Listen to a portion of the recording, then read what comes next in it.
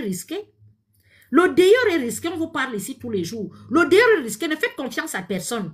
Quand vous avez même une petite fille, elle ne doit pas faire une colocation. Prenez une chambre simple. Si vous n'avez pas l'argent d'envoyer votre enfant étudiante en France, au Canada, aux États-Unis, en Allemagne, vous avez vu ce qui se passe en Allemagne avec les étudiantes. Les étudiants disparaissent tous les jours. D'autres qu'on ramasse au bord du lac. D'autres, tu entends seulement que la corde a fait ceci. Chers parents, donnez la bonne éducation à vos enfants. Apprenez aussi à vos enfants que quand ils sortent de la maison, là, c'est la jungle. Ce n'est pas parce que quelqu'un sourit avec toi qu'il t'aime. Ce n'est pas parce que quelqu'un te donne à manger qu'il t'apprécie. Ce n'est pas parce que quelqu'un rigole avec toi. Ou bien tu as donné à boire à quelqu'un et à manger. Ce n'est pas parce que tu es gentil envers tes amis, ton entourage, qu'on va t'aimer. Non, tu peux être gentil. C'est toi qui tu as dit que quand quelqu'un a besoin d'un service, c'est toi qu'on appelle. Quand quelqu'un, c'est toujours toi qui tends la main. Tu as dit que tu... Est-ce que tu sais que ça peut te coûter la vie d'être comme ça? Les gens vont se dire qu'elle veut montrer qu'elle est quelque chose. Elle veut montrer qu'elle est serviable. Elle veut montrer que quand on la sollicite, c'est toujours elle. Pour un oui, pour un non, on peut te gâcher la vie. Voilà donc une jeune petite étudiante qui est partie au Canada. Et que sa maman est en pleurs, fille unique à sa maman. Donc, chers parents, une petite fille, 20 ans, boum, tu envoies déjà en Allemagne. Est-ce qu'elle a déjà les pieds sur terre pour aller en Allemagne? Ce n'est pas parce que vous entendez que les enfants vont en Allemagne, 16 ans, l'enfant a eu le baccalauréat à 16 ans, c'est l'école, c'est qu'elle s'est écrit qu'elle a eu à 16 ans. Sinon, la sagesse du village, là, l'enfant n'a pas encore ça. Il y a les enfants qui ont le retard au niveau de la compréhension de la vie. Ce n'est pas parce qu'un enfant est intelligent que tu vas l'envoyer tout seul aux États-Unis parce qu'il a eu le bac à 15 ans. Non. L'enfant sait écrire et lire. Mais la sagesse de la vie, l'enfant n'a pas encore ça. Garde ton bébé. Qu'est-ce qui vous dit que même si on a le bac à 20 ans, 30 ans, c'est qu'on a raté sa vie? La maturité dépasse l'intelligence. Je répète, la maturité dépasse l'intelligence. Si ton enfant n'est pas mature, il peut être très intelligent.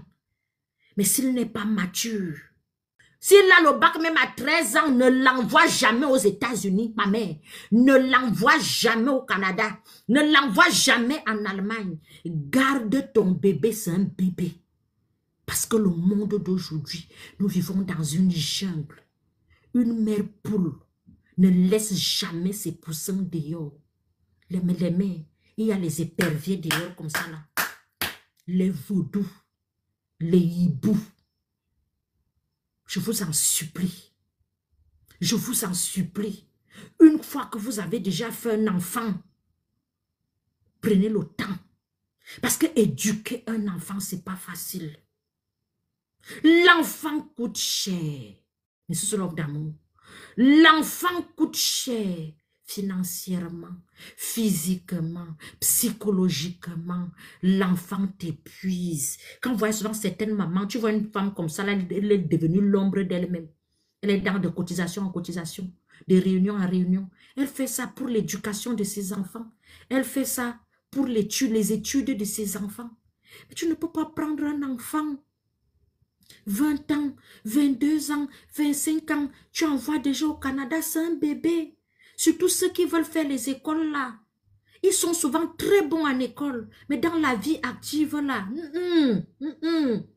éduque encore, ajoute encore en plus. Montre encore à ton enfant comment on fait l'œuf, comment on ferme bien la porte à double clé, comment avant d'ouvrir la porte, il faut s'interroger que c'est qui, comment répondre à un SMS, comment si tu n'as pas encore donné toutes ces notions là, ne l'envoie pas. Ne te dis pas qu'elle a souvent vent de moyenne, c'est l'école. C'est l'école qu'on écrit, c'est le A, B, C, D, E. Ce n'est pas l'école de la vie. Parce que quand on va dire allons fumer le cure, et que ton enfant ne sait pas ce qu'on appelle le cure, les effets secondaires du cure, et que ton enfant ne sait pas qu'il y a un style de cure là, qu'on te met dans le verre, inodore, incolore. J'ai travaillé en réa toxicologique. C'est-à-dire que c'est pendant les week-ends qu'il y avait le fait que tu voyais comment les enfants d'université, là, on les amenait comme ça. C'est-à-dire que, comment? D'autres qui passaient, d'autres qu'on réanimait.